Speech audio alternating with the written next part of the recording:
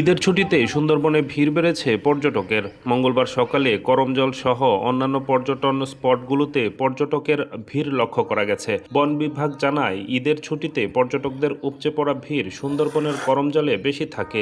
এছাড়াও বনের হারবাড়িয়া, কটকা, কচিখালী ও আন্ধারমানিক সহ অন্যান্য স্পটগুলোতেও ঈদের ছুটিতে ভিড় বেড়েছে।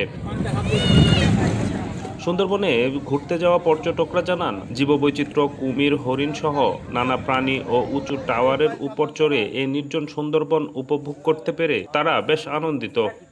আমরা রাজশাহী বিভাগের নওগাঁ জেলার নিয়ামতপুর থানা থেকে এসেছি। আমরা ঈদের ছুটি উদযাপন করার জন্য এই সুন্দরবনকে বেছে নিয়েছি, এখানকার প্রাকৃতিক সৌন্দর্য উপভোগ করার জন্য। হরিণ দেখছি এবং বানর দেখেছি এবং অনেক পাখি দেখা হয়েছে, আমাদের সুন্দর লাগলো।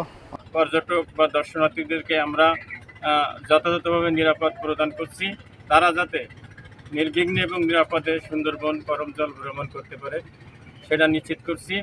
পাশাপাশি যারা সাঁতার না জানে তারা যেন কোনো বিপদে না পড়ে, এজন্য মাঝি মাল্লাদের সহ দর্শনার্থীদেরকে সচেতন করছি যেন লাইফ জ্যাকেট পরিধান করে। পূর্ব সুন্দরবনের করমজল বন্যপ্রাণী প্রজনন কেন্দ্রের ভারপ্রাপ্ত কর্মকর্তা হাওলাদার কবির আজাদ জানিয়েছেন, ঈদ উল ফিতরের এই ছুটিতে পর্যটক বাড়ছে, তাই আগে থেকেই প্রস্তুতি নিয়ে রাখা হয়েছিল। অবকাঠামোগত বিভিন্ন সুযোগ সুবিধা বাড়ানো হয়েছে।